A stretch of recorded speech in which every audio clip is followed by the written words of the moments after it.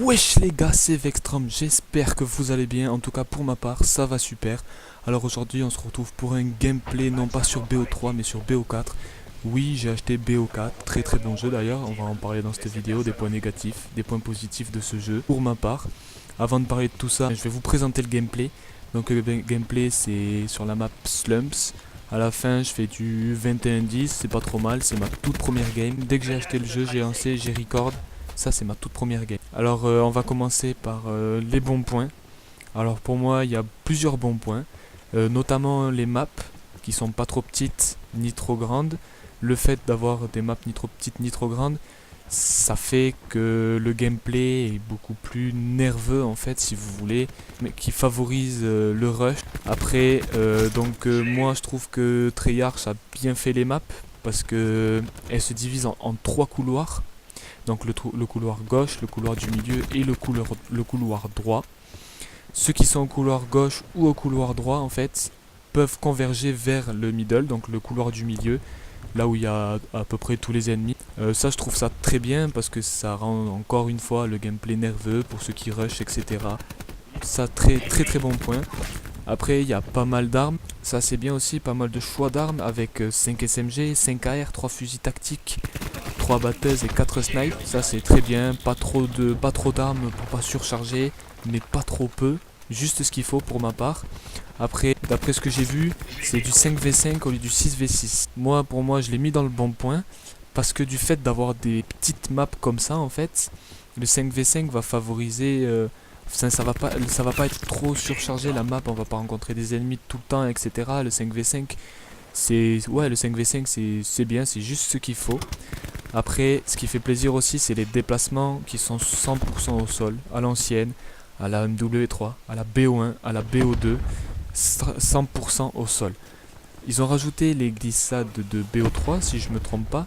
Ça rend le gameplay en fait super nerveux. Les glissades permettent de faire des choses qu'on pouvait pas faire dans les anciens. Ça ramène un peu de fluidité, etc. Moi je trouve ça super cool qu'ils aient fait ça en fait. Je trouve ça très bien. Après il y a deux bons points pour moi que j'ai... C'est les deux meilleurs points pour moi. Donc le premier c'est le retour de la ligue de BO2. Enfin en tout cas c'est ce qu'ils ont annoncé. Pour ceux qui ne savent pas la ligue, ce que c'est, alors la ligue c'est 3 modes de jeu. Point stratégique, capture de drapeau, recherche et destruction. On a 5 parties à faire. Une fois qu'on a fait ces 5 parties de classement, on va être attribué à un grade. Je crois qu'il y a 5 grades. Bronze, fer, or, platine et master. Sachant que master c'est le meilleur, donc ça vous permet de voir où est-ce que vous en êtes, si vous êtes bon, si vous n'êtes pas bon et tout ça, ça c'est très bien. Et puis surtout le retour de Nuketown, la map phare, la map de BO1 et de BO2 que tout le monde a aimé. Ils ont annoncé, au moment où je tourne cette vidéo, ils ont annoncé qu'elle va arriver très rapidement. La map phare va revenir sur BO4. Alors là, c'est un très bon point, ils ne pouvaient pas faire mieux. Parce que déjà, pour ma part, ce BO4 qui est un très bon jeu, en plus avec Nuketown, ça va être super. Franchement, c'est un très bon point. Après, bon, il y a des points négatifs.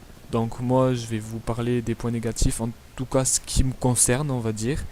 Je trouve qu'en fait on a trop de vie, donc 150 HP c'est un peu trop, c'est un peu compliqué pour gérer ce qui est 3v1, 2v1. Pour faire des -3 c'est compliqué en fait si vous voulez avec 150 HP de pouvoir s'occuper des 3 ennemis sachant qu'ils ont 150 chacun en fait. Après un autre mauvais point, après je sais pas si c'est moi qui délire ou quoi, mais pour ma part je trouve que les AR elles sont beaucoup plus, on va dire, cheatées, elles mettent moins de balles qu'une SMG en fait. Les SMG, comment expliquer, les SMG sont moins fortes que les AR, donc moi je privilégie les AR parce que c'est ce qu'il y a de mieux. Après pour moi il y a des compétences qui sont indispensables comme Recon ou Seraph qui est pas mal, mais il y en a malheureusement qui sont totalement abusées. Je vais juste en citer une comme ça, Nomade avec son chien, totalement cheaté. Le chien c'est un mastodonte. Après ce qui me gêne aussi c'est le fait qu'il n'y ait pas de microstation en fait. Le fait qu'il n'y ait pas de microstation pour ceux qui sont de BO2 ou de hater pour ceux qui sont de BO3.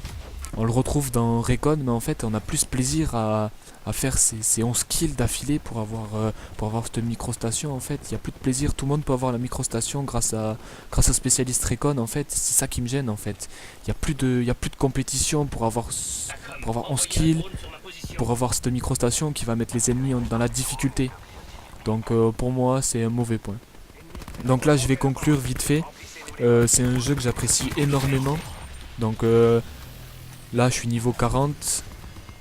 J'adore ce jeu en fait, je suis totalement fan, je retrouve mes sensations de BO2 en fait, c'est bête à dire mais je retrouve mes petites sensations de BO2 que j'ai beaucoup affectionné. Enfin on va voir comment il se comporte dans le temps, parce que je me rappelle que World at War 2 ça a été pareil au début, c'était super jeu etc.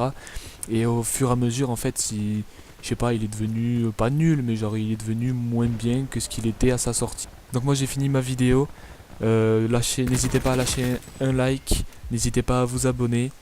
C'était Vextrom, moi je vous dis à la fois prochaine. Ciao.